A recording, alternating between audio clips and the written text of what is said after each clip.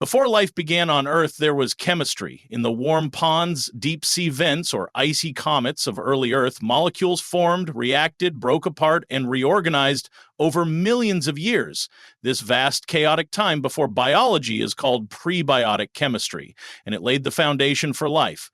But here's a fascinating question. Can these chemical systems remember anything? That is, can chemical networks in the prebiotic world retain a kind of memory of their environment or past conditions? At first, this idea sounds strange. We usually think of memory as something brains do. Even in modern cells, memory is encoded in DNA, a sophisticated molecule that stores instructions for building life. But prebiotic systems had no DNA, no genes, and no cells. So how could they remember anything? The key insight is this: memory does not require a brain. It can emerge from in chemical systems. This means certain reaction pathways may be shaped or biased by previous environmental conditions, such as temperature, pH, radiation, or the presence of metals. Let us consider an example. Imagine a small pond repeatedly drying up and refilling. In each cycle, molecules become more concentrated, forming chains and networks. Some of these chains might persist longer than others, or favor certain reactions over time. Over many cycles, the system might learn to stabilize certain structures, not through intelligence, but by selection and feedback. This is a kind of chemical memory where past conditions leave a lasting imprint on future chemical behavior. Now, you might ask, what does it mean to encode environmental history? Suppose a certain mineral catalyst is present in one region but not another.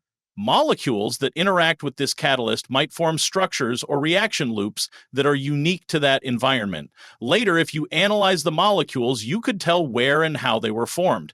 In this way, the chemistry carries a record of the environment, like tree rings carry climate history, or ice cores preserve past atmospheres.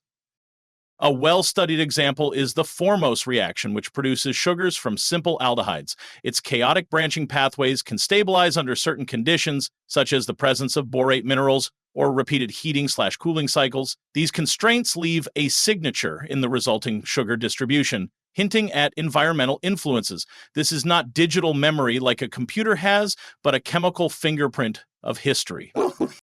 One exciting implication of this idea is that prebiotic chemistry was not random. Instead, it might have been shaped by local memory effects, allowing certain molecular structures to persist, evolve, and even prepare the way for life. This could explain why some molecules, like RNA precursors, emerged while others faded away. In this view, evolution begins not with biology, but with chemistry that remembers. Could such memory systems be recreated in the lab? Scientists are already trying. Experiments using microfluidic chips and thermal cycles are helping simulate environmental conditions of early Earth. Researchers track how simple molecules behave over time and whether patterns emerge that point to historical selection. The hope is to identify chemical networks that become more ordered, robust, or information-rich over time, even without life. So, can prebiotic systems encode environmental history? The answer appears to be yes, in a primitive but real sense. Chemical evolution may have been more like a learning process than a random mixing bowl.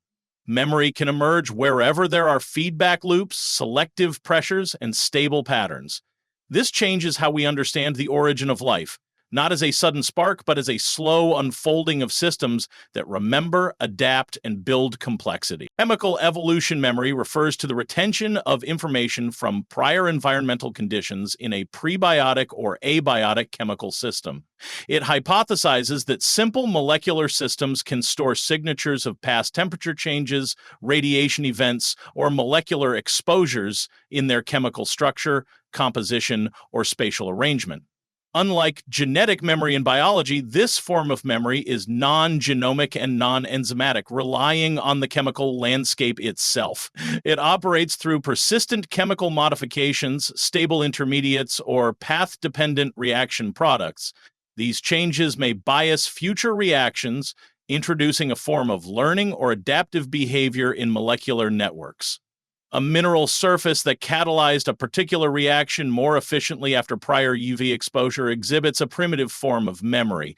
Like sand retaining the shape of a wave long after the water recedes, molecules can hold structural echoes of past events. In chemical systems without enzymes, reaction pathways are not always repeatable or reversible, especially when influenced by external stimuli like heat, light, or pressure. Some prebiotic reactions produce intermediates that are stable only under specific sequences of events, making them dependent on the system's history. This leads to path-dependent outcomes, a form of molecular memory embedded in chemical structure. Once certain molecules form, they can bias the direction or speed of subsequent reactions, effectively storing prior environmental information. This process is crucial for chemical selection and the emergence of metabolic-like behavior before life. In Formose-like reactions, the presence of specific sugar intermediates biases the synthesis toward ribose, depending on prior cycles of heating and drying. It's like a trail in a forest becoming easier to walk the more it is used. The system remembers its own past through changed conditions. Mineral and clay surfaces often act as catalysts and templates in prebiotic chemistry.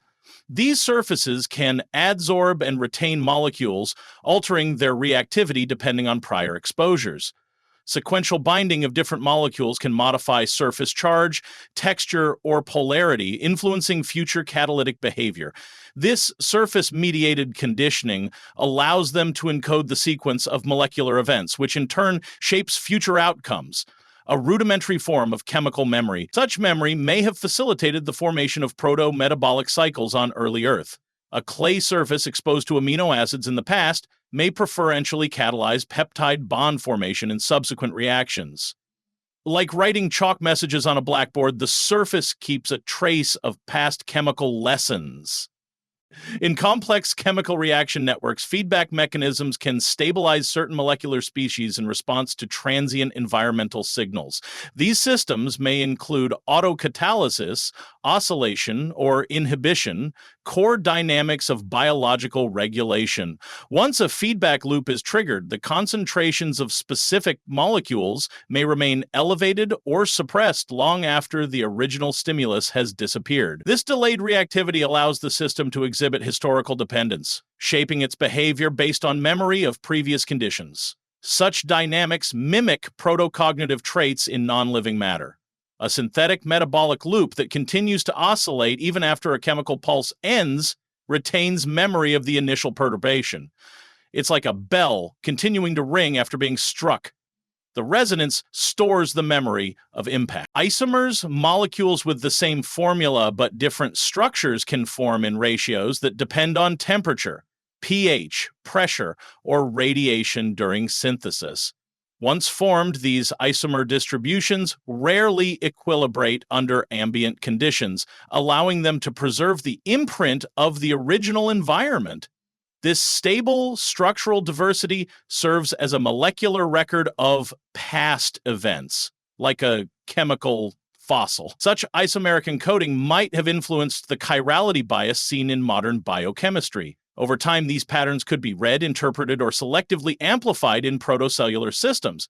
A chiral bias in amino acid synthesis, induced by circularly polarized light, remains embedded in the molecular population long after exposure ends.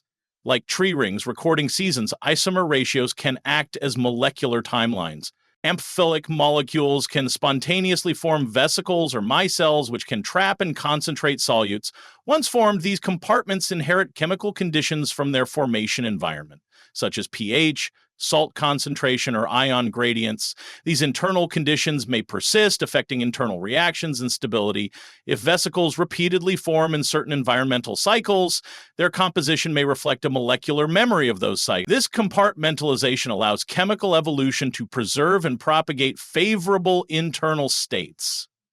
Fatty acid vesicles formed in high salt conditions retain internal ion ratios that catalyze specific prebiotic reactions. Like a room keeping the smell of what was once cooked inside, vesicles preserve chemical clues of their origin. On early Earth, wet-dry cycles were common due to tides, rainfall, and geothermal activity. These cycles produce non-equilibrium states, drive condensation reactions, and favor polymerization, especially of peptides and nucleotides. The sequence and duration of drying affect which molecules survive, aggregate, or replicate. As products from one cycle act as inputs for the next, the system begins to remember previous states by modifying its chemical composition. Over time, this recursive selection leads to chemical evolution with memory-like properties. RNA-like oligomers formed during early dry cycles seed more efficient polymerization in subsequent cycles. It's like baking dough.